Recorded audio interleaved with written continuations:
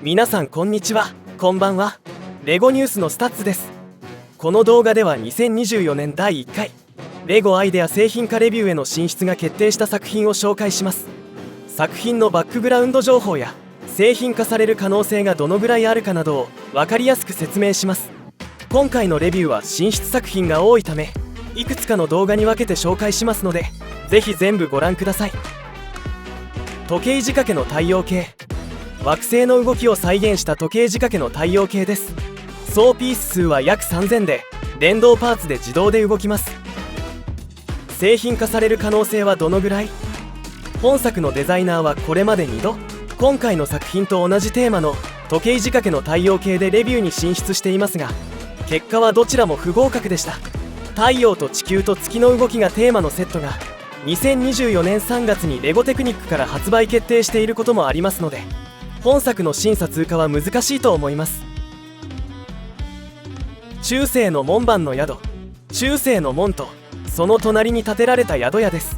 石造りで頑丈な2つの監視塔や木造の宿屋の柱やウッドデッキ、階段などの質感が素晴らしいですね。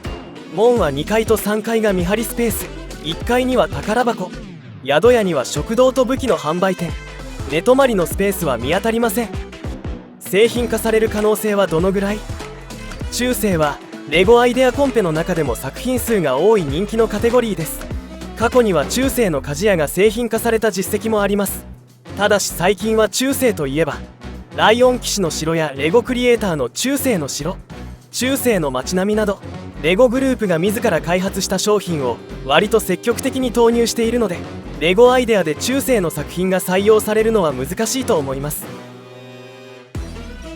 ブルックリン99、2021年9月まで放送されていたアメリカのコメディ警察ドラマ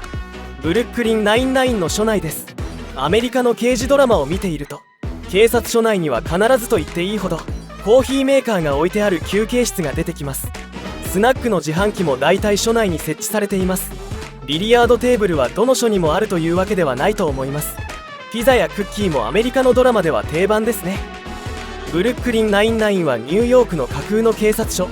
ニューヨーク警察99分署が舞台のコメディ警察ドラマで、国内ではネットフリックスで配信しています。製品化される可能性はどのぐらい？本作のデザイナーは全て同じ構成のブルックリン99の作品で、今回が3度目のレビュー進出になります。これまで2度不合格になっているので、今回も審査通過は難しいのではないでしょうか。アウターワイルズ、宇宙が舞台の SF アクションアドベンチャーゲームアウターワイルズに登場する宇宙船です。ロープでくくりつけた宇宙船らしくないデザインが逆にクールでかっこいいですね。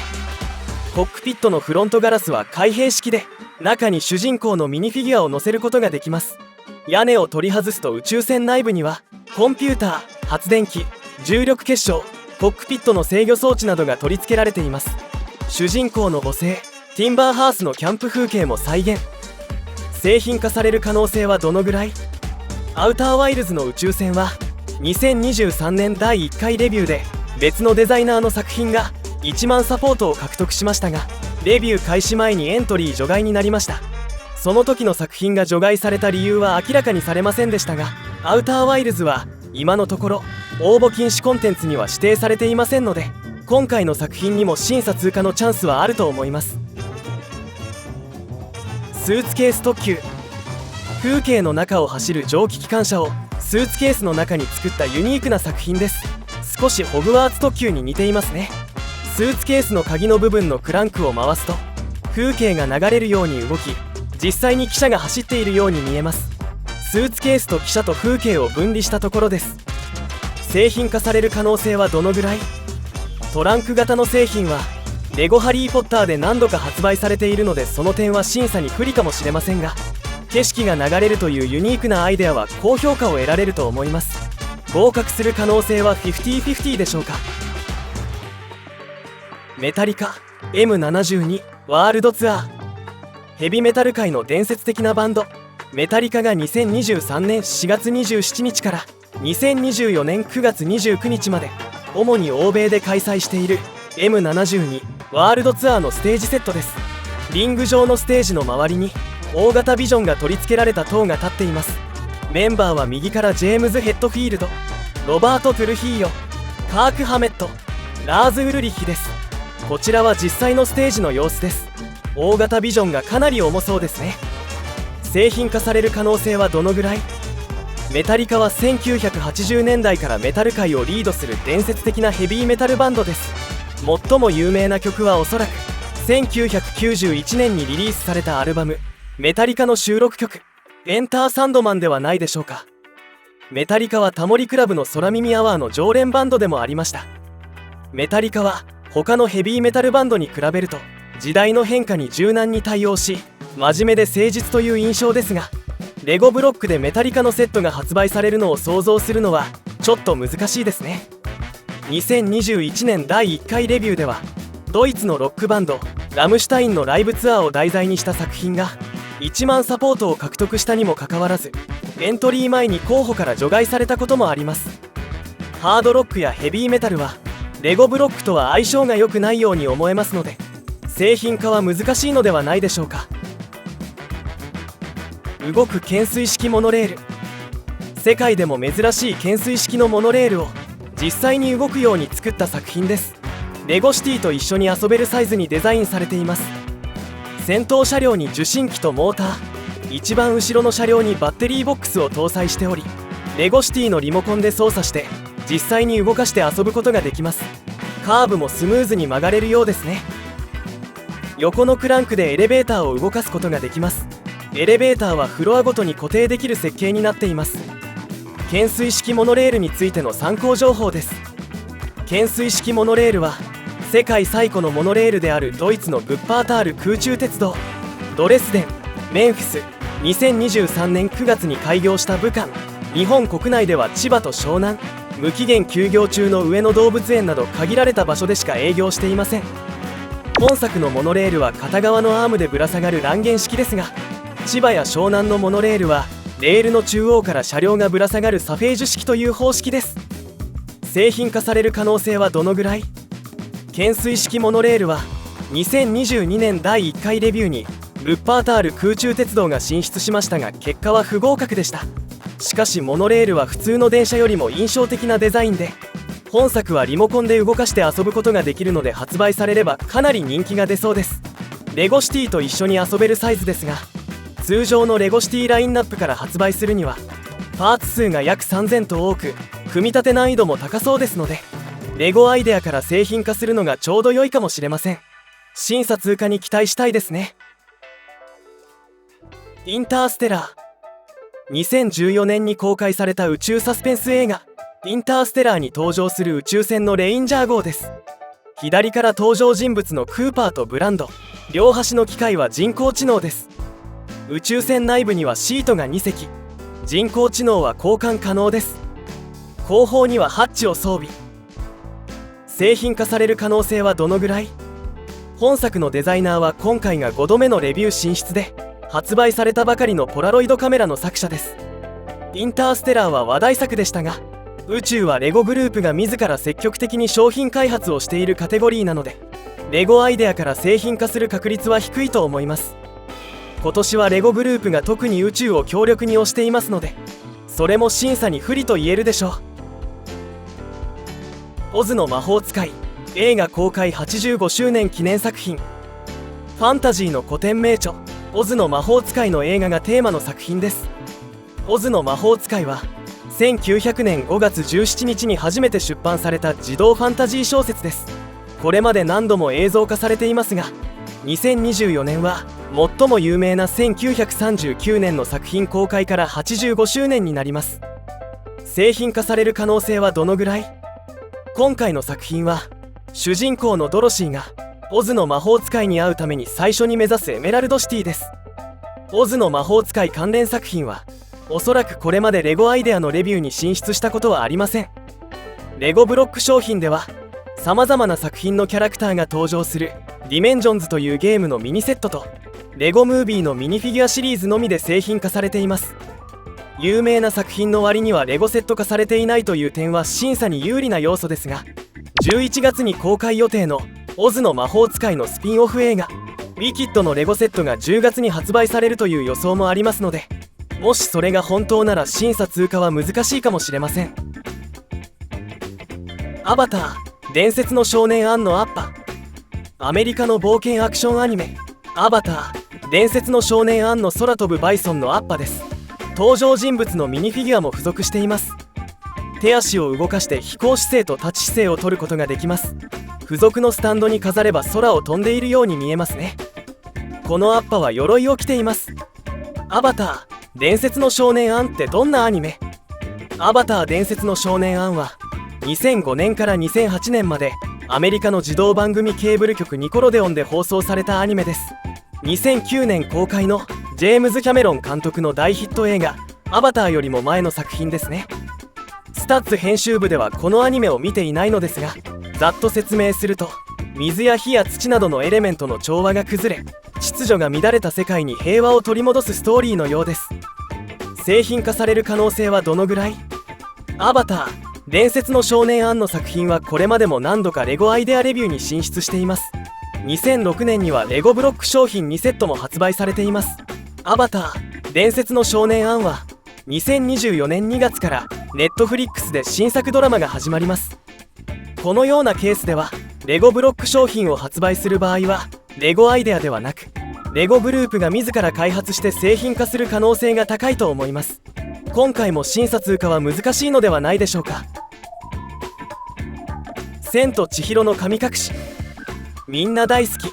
スタジオジブリの千と千尋の神隠しの湯や油屋です。建物の中には作中に登場したシーンが細かく再現されています。日本歴代興行収入第2位。千と千尋の神隠しは2001年7月20日公開の映画ですが、この動画公開時現在日本の映画歴代興行収入第2位の大ヒット作です。2020年公開の劇場版鬼滅の刃無限列車編に抜かれるまで20年近く1位の座を維持していました。千と千尋の神隠しは個人的にも大好きな作品でしたので、公開時は映画館にも行きました。そして作中の街のモデルになったと言われる台湾の9分にまで行ってしまいました。キャラクターも付属。至福の千尋、仕事着の千尋、人間白、白龍白、顔なし、大根の神お白様、湯婆婆、かまじいなど魅力的なキャラクターのミニフィギュアとビルド式フィギュアも付属。作中でも特に印象的な顔なしと千尋の列車のシーンです。スタッツ編集部では行ったことがありませんが、愛知県長久手市にあるジブリパークにはこの列車のシーンで顔なしの横に座って一緒に写真が撮れる場所があるそうですね。製品化される可能性はどのぐらい？本作の作者は製品化されたゴッホの作者で、隣のトトロ、動物の森、ガンダムなど日本関連の作品を多く公開されています。全体的に可愛いデザインが得意な方ですね。同じデザイナーの千と千尋の神隠しの作品は2020年第3回レビューにも進出しているので、今回が2度目の挑戦となります。ジブリ作品は他の方の作品も含め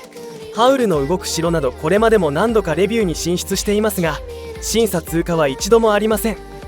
スタジオジブリ作品はどれもメジャー級で海外でも人気がありますので、レゴブロックで製品化が決まればかなり話題になるでしょうし、売り上げも相当見込めると思います。それでも製品化されないということは何か大人の事情があるのかもしれないとも考えてしまいます。もしそうなら今回も審査通過は難しいかもしれません。ただしレゴアイデアのエントリー禁止リストには今のところジブリ作品は含まれていないので合格する可能性もあるでしょう。ハエトリソウの花。食虫植物のハエトリソウとその白く美しい花の鉢植えの作品です。ハエトリソウというと二枚貝のような葉の部分が有名なので、このような美しい白い花が咲くとは知りませんでした。こちらが実際のハエトリソウの花の写真です。有名な葉の部分のモンスター的なルックスとはギャップがありすぎる美しさですね。花の根元の部分には貝のようなハエトリソウの葉がついています。ハエトリソウは最近レゴアイコンズから発売されたミニ観葉植物にも採用されています。この製品画像の一番左がハエトリソウですが、レゴアイコンズの製品版では白い花はなく有名な葉の部分のみです。作品本体の前にはこの花の英語名ヴィーナスフライトラップのプレートと小さい花を置きます。食虫される雲も付属していますね。ハエトリソーのモンスター的なイメージを利用したフローレンティーノ、キモカワなキャラクターでアレンジして楽しむこともできます。鉢植えごと歩き出しそうで怖いですね。製品化される可能性はどのぐらい？本作のデザイナーは今回が19度目のレビュー進出となるレゴアイデアの常連です。レゴアイコンズのモジュラービルディングシリーズに近いデザインの建物を中心に作品を公開されています。食虫植物の花というのはユニークな題材ですが、花のセットはレゴアイコンズのレギュラーシリーズなので、レゴアイデアから製品化される可能性は極めて低いでしょう。レゴブロックの鉱物。レゴブロックの鉱物、ミネラルの標本です。含まれるのは7種類6個の鉱物です。両マンガン鉱とアメシスト、アクアマリンとブラックトルマリン、オレンジ水晶とエメラルド、大鉄鋼。製品化される可能性はどのぐらい？本作のデザイナーは2年前にも鉱物の標本の作品でレビューに進出しましたが、結果は残念ながら不合格でした。今回は鉱物の種類を若干入れ替え、展示用の棚も含めた内容に変更されています。内容がマニアックすぎる気もしますが、教育的な意味もありそうですし、意外と有力候補かもしれません。シュレックの沼。2024年で公開から20周年を迎えるシュレック2で、シュレックが暮らす家です。登場人物のミニフィギュアも付属しています。寝室やリビングなど建物の中も再現。製品化される可能性はどのぐらい？本作の作者は1年前にもシュレックの沼でレビューに進出しましたが、残念ながら不合格でした。シュレックの沼は他のデザイナーの作品も過去に2度レビューに進出していますが、結果は全て不合格でした。2024年はシュレック2公開20周年記念の年ですが、今回も審査通過は難しいかもしれません。ハローキティと仲間たち。日本初の大人気キャラクター、キティちゃんことハローキティのデビュー50周年を記念する作品です。 YouTube で配信された英語アニメハローキティ&フレンズスーパーキュートアドベンチャーズに登場するサンリオタウンの各キャラクターのショップの建物とサンリオグッズからインスピレーションを得た作品です。アニメは公式 YouTube チャンネルで見ることができます。一つ目の建物はハローキティのカフェ。お菓子やカウンターなどピンクと白を多めに取り入れたスイートなデザインの店内です。ポスターに描かれたピンクのドーナツは現実でも人気がありますので、この店の看板メニューなのかもしれませんね。犬のキャラクターシナモロールのビルド式フィギュアも付属しています。2つ目の建物はマイメロディのギフトショップ。こちらもピンク多めの店内です。斜めに展示された帽子、うさ耳、星のスティック、傘、キキララことリトルツインスターズが印刷されたグッズを販売中。ネズミはフラットくん。3つ目の建物はケロケロケロッピのミニマート。コンビニのような店でしょうか。ガチャガチャが4台、サーモン、寿司、食器、キャラクターグッズなどを販売中。最後4つ目の建物はサンリオキャラクターの中では少数派の悪役バットバツ丸のゲームセンターです。クレーンゲームなどがプレイ可能ですね。各建物は貯金箱、ペンシルホルダー、スマホスタンドとしても機能します。ハローキティ、バツ丸、ケロッピ、マイメロディ、黒みのミニフィギュアが付属。キャラクターの足は 1×1 の丸タイルでできていて、サンリオキャラのキュートな感じが出ています。製品化される可能性はどのぐらい？本作のデザイナーは製品化されたセサミストリートの作者で、今回が7度目のレビュー進出となる常連です。可愛い版権デザインを中心に作品を公開されています。ハローキティは国外でも人気があるキャラクターで、これまでレゴブロックで製品化されたことがないので有力候補かもしれません。ドクター・スースのグリンチ。アメリカの絵本作家で児童文学作家ドクター・スースの代表作意地悪グリンチのクリスマスがテーマの作品です。丸みを帯びたピンクの家がファンタジーで可愛いですね。緑の生き物グリンチはフーの村という町の住人からプレゼントなどクリスマス関連のものを盗んでしまいますが、その後改心してプレゼントを返しに行きます。ソリを引くのはトナカイに扮した犬のマックスです。赤くて丸い部分は盗んだものをパンパンに詰め込んだ袋を表現していますね。ソリとグリンチと犬のマックス。ピンクの煙突からは煙が立ち上り、家の中には暖炉、冷蔵庫、寝室があります。クリスマスシーズンのストーリーなのでクリスマスの飾り付けもありますね。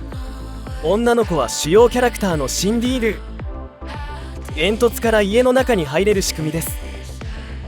製品化される可能性はどのぐらい？グリンチは2000年にジム・キャリー主演で実写映画公開。その後2018年に 3DCG アニメ映画も公開されました。アニメ映画では英語版はベネディクト・カンバーバッチが、日本語版は大泉洋がそれぞれグリンチの声を担当しています。グリンチはレゴハリー・ポッター教科書シリーズのようなデザインのドクター・スース作品の一部として2023年第1回のレビューにも進出しましたが、残念ながら不合格でした。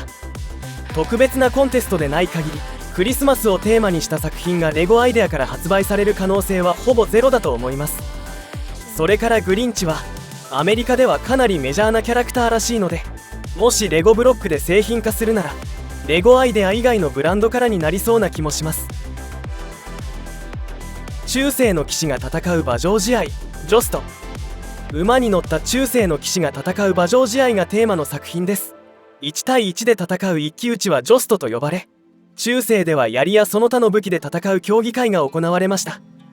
王と王妃が試合を観戦するためのロイヤルボックス席です。隣にはジェスターと呼ばれる王室付きの芸人もいます。騎士は槍で戦っているところですね。矢の的を備えた控室のテントもあります。青のテントにはブラックファルコンの、赤のテントにはライオン騎士の紋章がそれぞれ入っています。建物は中世らしい石造りの重厚な城門です。監視塔と門の前に兵士、扉の上にはゴーストのミニフィギュアがいます。ゴーストのミニフィギュアはデザインを変えながら定期的に製品化されますが、どれも愛嬌があって可愛いのでおすすめです。城門の内部には部屋も作られていて、王妃と王の部屋、厨房、武器庫、道具部屋などが確認できます。キャラクターのミニフィギュアも付属しています。こちらは試合を観戦する王と王妃たち、競技会に参加するライオンナイトとブラックファルコンの戦士、ジョストでは槍以外の武器も使用されるので剣や斧を持っている戦士もいます。一騎打ちで弓が使われていたかどうかは不明ですが、弓の競技会というのは実際にあったようです。製品化される可能性はどのぐらい？レゴアイデアで中世といえば、過去には中世の鍛冶屋が製品化された実績がありますが、中世はレゴキャッスルやレゴキングダムでもともとレゴグループが商品展開をしていましたので、レゴアイデアレビューに有利なカテゴリーとは言えないでしょう。2012年にはジョストのセットがレゴキングダムから発売されており、構成も本作とよく似ています。2022年8月にはレゴアイコンズからレゴグループ創立90周年記念の大型セット、ライオン騎士の城が発売。2023年発売のレゴアイデアバイキングの村もポジション的には中世カテゴリーに近いと言えますが、通常のレゴアイデアレビューには2度不合格になり、その後米量販店ターゲットとのコラボ投票企画により製品化が決定したため、かなり特殊なケースだったと言えるでしょう。中世関連作品は非常に人気があり、ファンの期待も大きいですが、レゴアイデアでは不利なカテゴリーだと言えますので、今回も審査に通過するのは難しいかもしれません。アマングアス、スケルド。人気ゲームアプリアマングアスのマップ、スケルドの作品です。スケルドはアマングアスのメインとされるマップで、本作では同マップを詳細に再現しています。アマングアスってどんなゲーム？アマングアスは宇宙船を舞台に最大15人で遊ぶマルチプレイヤーゲームです。いわゆる人狼ゲームです。船の修理タスクを進めるクルーメイトと妨害する詐欺師に分かれます。クルーメイトはタスクを完遂するか詐欺師を全員追放すると勝利。ロビー、カフェテリア、エンジンルーム、リアクター。製品化される可能性はどのぐらい？アマングアスの作品は過去にも2度別のデザイナーの作品がレビューに進出しましたが、結果はどちらも不合格でした。スタッツ編集部ではこのゲームをプレイしていないので詳しい内容はわからないのですが、他のプレイヤーを殺すこともあるとのことですので、レゴブロックで製品化するのは難しいのではないでしょうか。生け花。日本初の芸術、生け花の作品です。花瓶も和風で陶器の味わいが漂っています。作品名には桜と付けられていますが、どちらかというと梅の花のように見えます。花バサミと呼ばれる生け花で使われるハサミも本物らしいデザインです。隣にはハサミで切り落とした枝が置かれていて臨場感アップ。製品化される可能性はどのぐらい？生け花は盆栽とはまた異なる花の芸術ですので、レゴブロック商品にも向いているかもしれませんが、お花セットはレゴアイコンズのレギュラーシリーズなので、レゴアイデアから製品化される可能性は極めて低いと思います。フォロ・ロマーノ。古代ローマの中心地として栄えたフォロ・ロマーノの街並みを再現した作品です。水道橋、神殿、凱旋門、石像などで構成されています。フォロ・ロマーノはローマ市民の広場という意味です。古代ギリシャのアテネや古代エジプトのアレクサンドリアに比べると見劣りする町でしたが、ユリウス・カエサルとその後の権力者の手によって華々しい都へと変貌しました。神殿の屋根は簡単に取り外し可能です。神殿の中には金色の彫像が設置されています。戦いの神様でしょうか。市民や兵士のミニフィギュアも付属。フォロ・ロマーノの遺跡は現在はローマの有名な観光地になっていますので、イタリア旅行中に訪問することができます。製品化される可能性はどのぐらい？古代ローマはロマンあふれる人気コンテンツですので、レゴアイデアコンペでもこれまでガレー船やヘルメットなどがレビューに進出したことがあります。本作とポジションが近い古代ギリシャの神殿も過去にレビュー進出実績がありますが、結果は全て不合格でした。ただし古代ローマ時代がテーマのレゴセットの発売を待ち望んでいる人も多いと思いますので、本作が審査に通過する可能性は 50-50 でしょうか。レゴアイデア製品化レビュー進出作品の紹介は以上で終了です。今回のレビューのエントリー期間は4月末まで続きますので、追加があればまた動画で紹介します。この動画へのいいねとチャンネル登録もよろしくお願いします。レゴアイデア製品化レビュー進出作品の紹介はスタッツ公式サイトで最速で更新していますので、動画と合わせてぜひご覧ください。作品一覧ページへはこの動画の概要欄のリンクから行くことができます。それでは次回のレゴニュースもお楽しみに。